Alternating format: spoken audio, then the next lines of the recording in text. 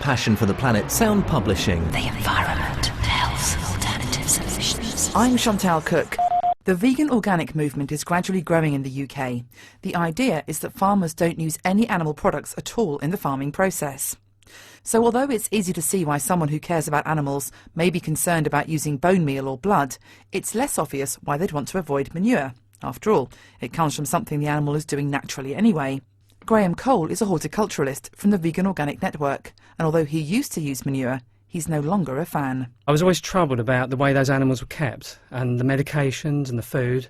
Nowadays, I mean certainly in recent times, you cannot guarantee that any livestock aren't being fed with GM. Most feedstuffs now, they're allowed to give them GM. So really that would compromise any organic grower, because organic standards are totally against GM. So you're getting that. So it's really troubling, the residues that are left in the manure from antibiotics. We would say that animals are being exploited and suffering, especially in the dairy industry, where they're milked and milked and milked and have very short lives. The calves are taken away, have very short lives, especially the males. So we would actually say that there is an inherent violence involved in any animal byproduct, and we're actually saying that they're not necessary. And certainly if we're going to change our diets, we know that it's proven, that the plant-based diet is proven. It's a healthy diet from cradle to old age. So if we're going to produce food, if we're going to take animals out of the equation, not rely on them, we need to actually show that we can do it without them. And that's the big argument that's always used by the mainstream organic movement, is that we need manure. And I believed that once, but we don't. And there's all sorts of problems with manure. As you bring in huge amounts of weed seeds, there's always the residue problem. And as I said before, if you are feeding animals and GM feedstuffs, which are allowed, they're coming in, that is a real problem. So we actually feel that it's a more sustainable system, and in the truest sense of the word, it really is sustainable, because you're not relying on animals that use huge amounts of land, feedstuffs and water, huge amounts to actually maintain them. I mean, with the example of corn, which is widely fed to cattle, I think it's about 80% of corn in America is fed directly to livestock, and a lot of it actually just comes out of the rear end, because most of it's indigestible. They're not actually designed to eat corn. So there's this thing of so much of what is fed to animals is wasted, it comes out of the rear end. Now people would say, yeah, you could use that as fertility, but we're saying if we're taking animals out of the equation, then there are other ways of having fertility.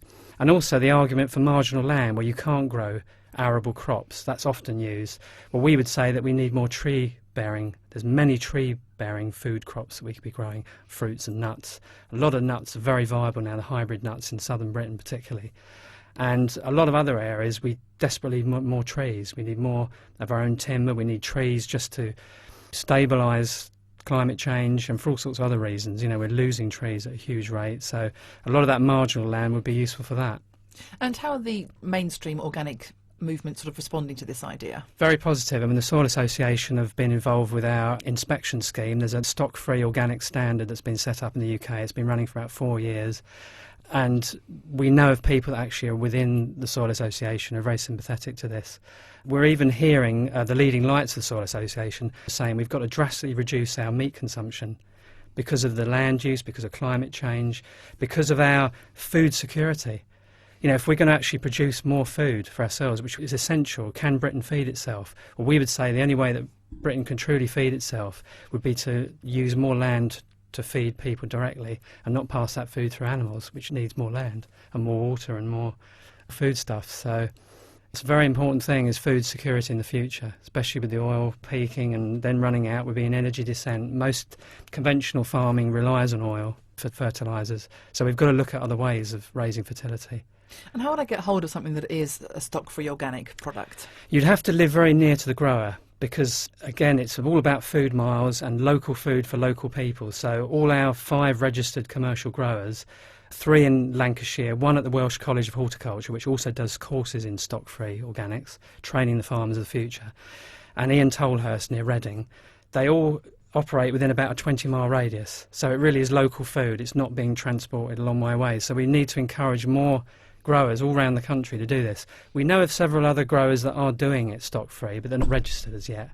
We've got to get them on board, but we know that there are a few. There's one near Bristol, a big out of Bristol Operation Box scheme. They're not using any animal inputs at all, and it's quite impressive what they're doing. They've got tunnels and fields and walled garden, the whole lot. So commercially it works, and privately on allotments and the gardens like where I work, it works there as well. That's Graham Cole from the Vegan Organic Network, and you can see more and hear more at passionfortheplanet.com. This is a Passion for the Planet Sound publication. For more information about Passion for the Planet Sound publishing, visit passionfortheplanet.com.